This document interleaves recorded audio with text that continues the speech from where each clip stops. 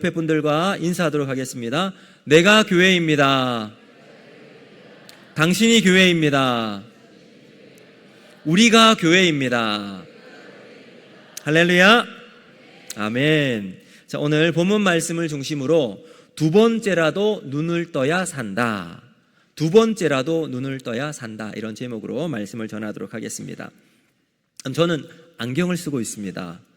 중학교 2학년 때부터 안경을 쓰기 시작했는데 안경은 저에게 제2의 눈이라고 해도 틀린 말은 아닐 겁니다. 중요한 것은 이 안경을 쓸 때는 환하게 잘 보이지만 안경을 벗으면 어떨까요? 네, 뚜렷하게 보이지 않으면 희미해집니다. 사실은 불편해요. 그래서 눈이 밝게 보이게 되면 세상을 똑바로 볼 수 있고 희미한 세상을 선명하게 만들 수가 있지요.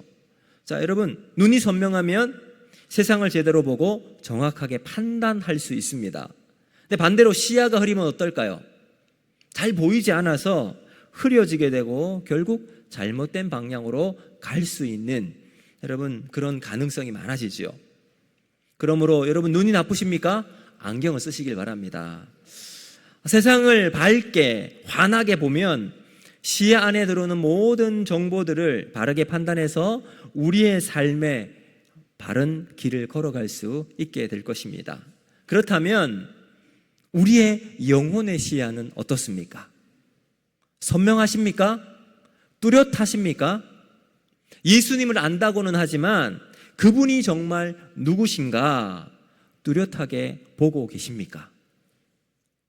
오늘 본문에 벳세다라고 하는 마을로 예수님이 들어가시는데 거기에 한 맹인을 만나는 이야기가 오늘 본문에 들어가 있습니다. 그리고 예수님은 그 맹인을 고치시지요. 근데 이 사건은 단순한 기적을 기록한 내용이 아닙니다. 흐릿한 영혼이 어떻게 선명한 믿음을 가지고 살아갈 수 있는가, 어떻게 믿음으로 살아가는 인생이 되는가 보여주는 하나님의 은혜의 이야기입니다. 자, 오늘 본문에 보면 특이한 점이 있습니다. 두 가지가 있어요. 첫 번째, 예수님께서 이 맹인을 한 번이 아닌 두 번을 안수하셨다는 거예요. 또 두 번 안수하셨던 것과 더불어서 이 맹인을 따로 밖으로 데리고 나가셨다는 겁니다. 자, 여러분 한번 생각해 보세요. 우리 예수님께서 능력이 있고 권능의 하나님이신데 이 예수님이 두 번 안수해서 이 눈먼 맹인을 고쳤다. 이런 질문을 할 수 있겠죠. 왜 한 번이 아니고 두 번일까? 왜 예수님은 두 번 안수해서 낫게 하셨을까? 능력이 부족해서 처음부터 완벽하게 할 수 없었던 분이신가? 이런 의구심을 지울 수가 없습니다. 우리야 예수님을 믿기 때문에 뭔가 이유가 있겠지 하고 넘어갈 수 있지만 다른 사람에게, 예수님을 모르는 사람에게 이 이야기를 듣게 되면 예수님의 능력이 부족해서 아닌가 이런 의심을 받을 수가 있는 단서가 될 수 있을 겁니다. 그렇다면 왜 한 번이 아니라 두 번이었을까요? 오늘 본문을 깊이 묵상을 하면 이 두 번의 안수는 우리의 영적 성장과 회복이 어떻게 이루어지는지 보여주는 은혜의 상징임을 깨닫게 될 것입니다. 자, 오늘 저는 여러분과 함께 두 가지 중요한 진리를 말씀을 통해서 받을 수 있는 것을 나누고자 합니다. 첫 번째는 뭐냐 하면 희미하게 보이는 신앙의 위험성이래요. 자, 오늘 본문은 복음서 전체를 통해서 유일하게 단계적으로 치유하시는 사건입니다. 예수님이 벳세다를 가셨는데 거기에 사람들이 이 한 맹인을 예수님께 데리고 나와요. 얼마나 고통 속에 살았는지 예수님이 오시자마자 이 맹인을 예수님 발 앞에 딱 데리고 갔던 겁니다.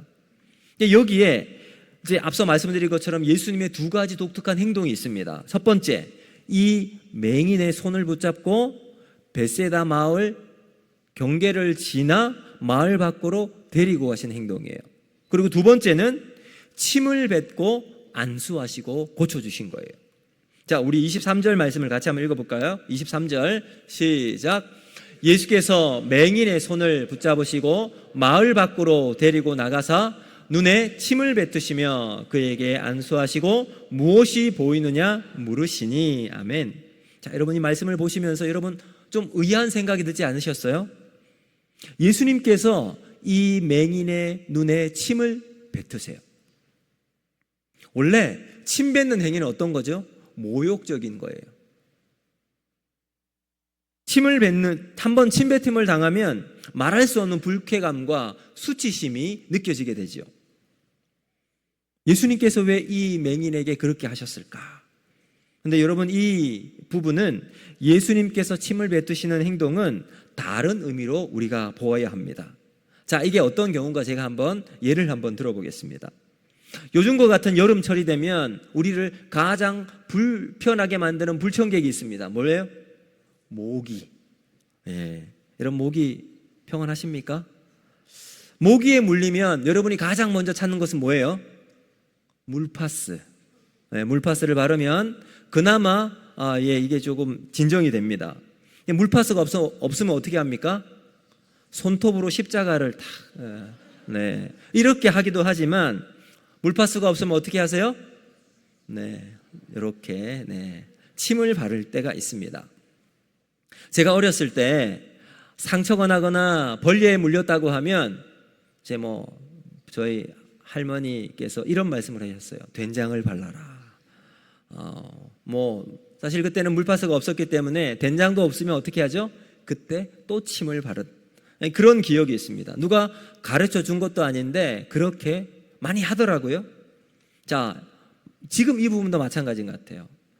모욕을 주기 위해서 침 뱉는 것이 아니라 그 당시 문화 가운데 침은 무엇을 낫게 하는 치료와 회복의 방법 중에 하나였다는 겁니다. 이것이 예수님께서 침을 뱉으신 이유입니다. 자, 그리고 예수님께서 중요한 것을 물어보세요. 그렇게 그 맹인의 눈에 침을 뱉고 안수하시고 난 다음 물어보십니다. 무엇이 보이느냐? 그랬더니 이 맹인이 예수님께 이렇게 이야기를 합니다. 24절 말씀 같이 읽어봅니다. 시작. 쳐다보며 이르되 사람들이 보이나이다. 나무 같은 것들이 걸어가는 것을 보나이다 하거늘. 자, 여러분 예수님께서 안수하시고 그 맹인의 눈이 뜨여졌습니다. 실제로 이 맹인의 눈에 무언가 물체가 아른아른거리는 것이 보였어요. 근데 문제는 뭐예요? 사람을 보고서는 나무 같은 것들이 보이나이다. 예수님께서 무엇이 보이느냐 물으셨을 때 대답은 나무 같은 것들이 걸어 다니는 것이 보입니다. 이것은 무엇을 의미하고 있을까요? 보기는 보지만 분별이 안 되는 상태예요. 희미한 시야에 머물러 있는 상태라는 겁니다. 이것이 문제 아닐까요? 이것은 육체적인 문제뿐만 아니라 영적인 부분으로 접근을 하면 더 큰 문제가 됩니다. 여러분, 우리는 이와 같이 영적인 근시 안에 머물러 있을 경우가 있습니다. 예배를 드리지만 예배의 주인이신 하나님을 보지 못합니다. 성경은 읽지만 그리스도의 영광은 희미하게 느껴집니다. 하나님의 부르심은 듣지만 삶은 여전히 세상의 방식 안에 갇혀 있습니다. 여러분은 영적으로 희미한 상태가 아니십니까? 영적 근시안은 아니신지요? 우리의 영혼은 죄로 말미암아 병들어 있을 때 세상이 뚜렷하게 보이지 않고 희미하게 보이게 됩니다. 하나님과 우리 사이에 커다란 장벽이 생겨서 우리의 시야가 어두워지게 된 겁니다.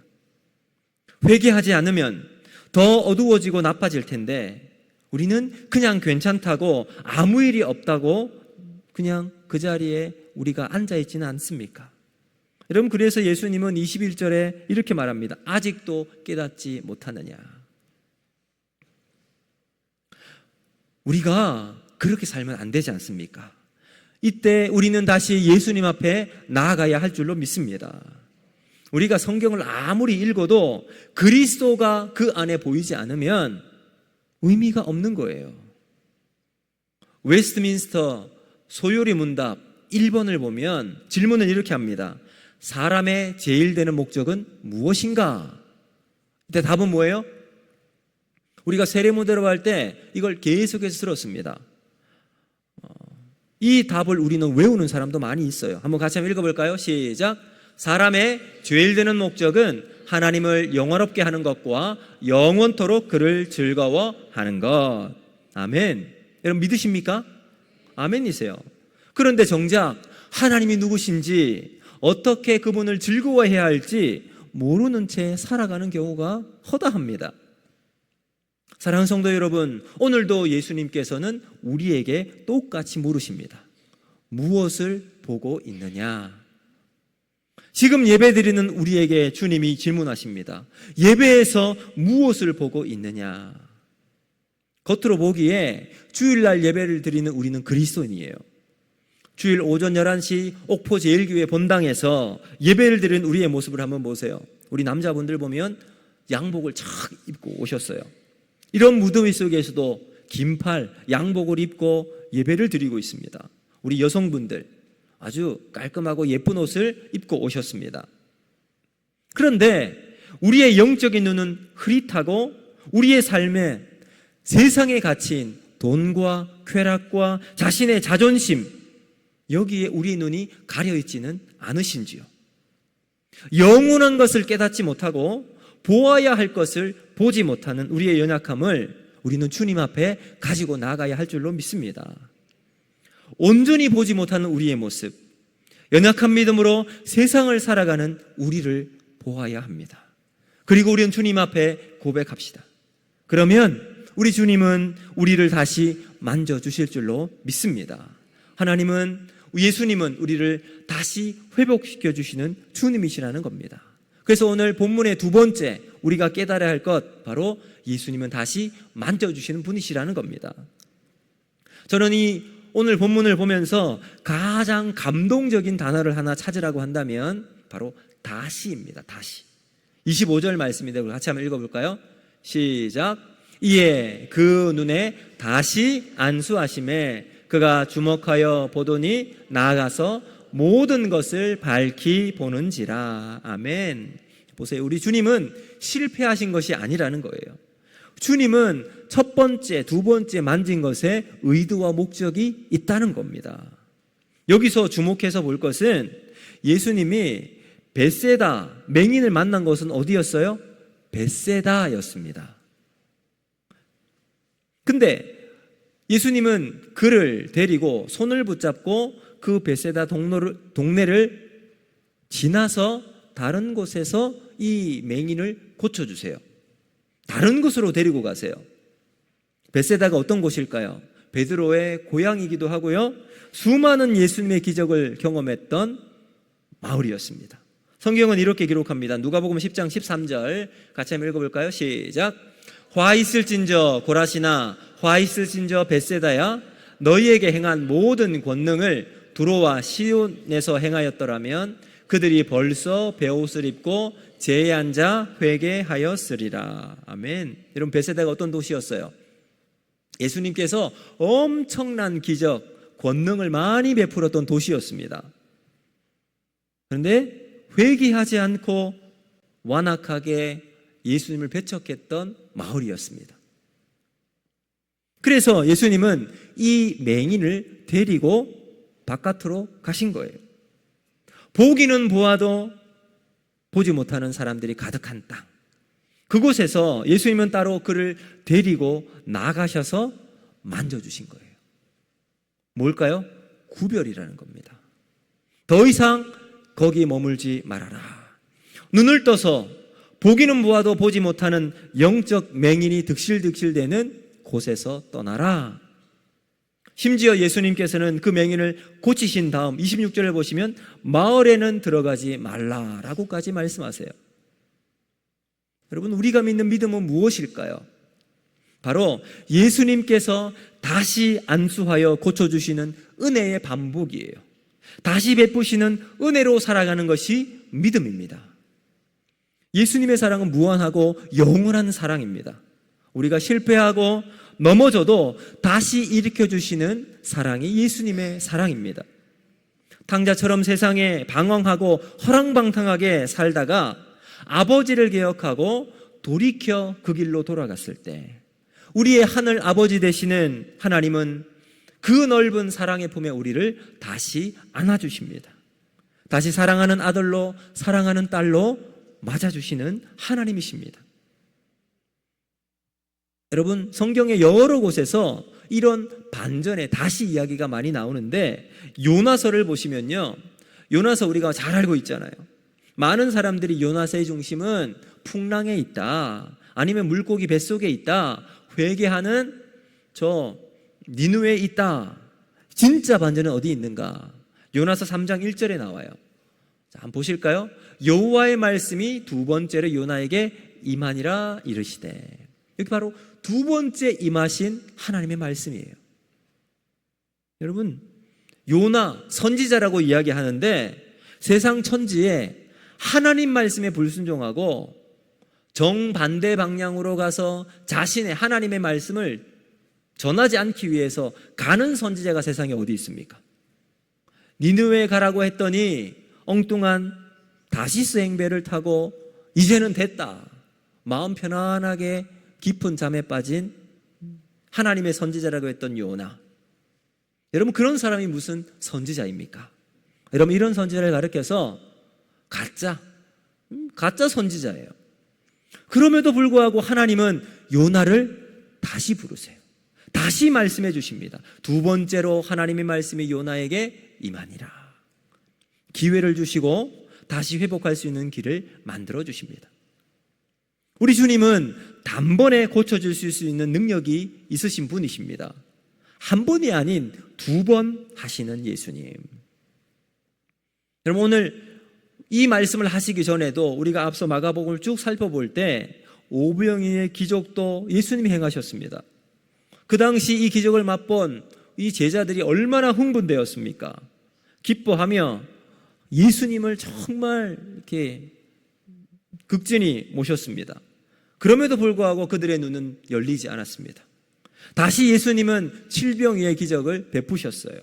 그러다가 배를 타고 건너편으로 건너가게 되면서 풍랑을 만났을 때 그들은 그 상황 가운데 떡 가지고 오지 않은 것 때문에 예수님 우리를 책망하시나 라고 하면서 서로 책임을 미루었습니다. 여러분, 영적인 눈이 가리워져 있을 때 여러분, 이 제자들의 모습은 그랬습니다. 환경이 바뀌고 상황이 변하면 그나마 여운처럼 남아있던 믿음은 현실의 문제에 빠져서 사라져버리는 거예요. 그래서 마가복음 8장 18절은 예수님께서 이렇게 말씀하세요. 같이 한번 읽어볼까요? 시작. 너희가 눈이 있어도 보지 못하며 귀가 있어도 듣지 못하느냐, 또 기억하지 못하느냐. 아멘. 여러분, 얼마나 예수님의 이 답답한 심정을 토로하며 하신 말씀일까요? 자, 이런 상황에서 예수님은 다시 맹인의 눈을 만져주십니다. 제자들에게 어떠한 의미로 각인이 되었을까요? 희미하고 뿌옇게 흐려진 그 맹인의 눈을 예수님은 회복의 손길로 다시 만져 고쳐주십니다. 그러자 25절 이렇게 말합니다. 우리 같이 한번 읽어보겠습니다. 시작. 이에 그 눈에 다시 안수하심에 그가 주목하여 보더니 나아서 모든 것이 밝히 보는지라. 아멘. 우리 주님의 두 번의 안수를 통해서 맹인의 시력이 완전히 회복되었음을 보여주고 있습니다. 자, 여러분, 여기에서 우리는 하나님의 은혜와 구원의 특징을 발견할 수 있습니다. 예수님이 처음 안수하셨을 때 부분적으로 회복이 되었어요. 나무 같은 것들이 보입니다. 그때 예수님께서 그래 됐네, 지금까지 아무것도 보지 못했는데 그 정도로 볼 수 있으니 다행이다, 여기서 만족하라. 예수님 이렇게 말씀하지 않으시죠? 주님은 완전히 회복될 때까지 그 맹인을 다시 한번 안수하시고 고쳐주십니다. 책임져 주십니다. 우리의 구원도 마찬가지입니다. 우리의 죄인된 상태에서 부분적으로 회복시키는 것이 아니라 완전한 하나님의 백성, 의인으로 우리를 이끌어 주시는 예수님이심을 믿으시길 바랍니다. 그러므로 우리 그리스도인은 언제나 하나님이 베푸시는 그 은혜의 완전함을 믿어야 할 줄로 믿습니다. 비록 현실은 힘들고 고난이 계속해서 우리를 찾아온다 할지라도 흔들리지 않는 이 믿음의 확신 가운데 살아가야 합니다. 하나님은 절대로 우리를 포기하지 않으십니다. 미국 37대 대통령이었던 닉슨, 이 닉슨의 특별 보좌관으로 있었던 찰스 콜슨이라는 사람이 있었습니다. 이 사람은 닉슨의 해결사로 불릴 정도로 아주 비상한 사람이었습니다. 근데 이 닉슨은 워터게이트 사건으로 중간에 대통령직을 사임하게 될 때 찰스 콜슨은 워터게이트 사건에 연루되어서 이제 감옥에 들어가게 되었습니다. 모든 것을 잃고 인생의 깊은 밑바닥을 경험하게 되었습니다. 모든 권력, 명예, 지위가 무너지고 그는 죄수복을 입고 철창에 갇히게 되었습니다. 그런 그에게 예수님이 찾아갑니다.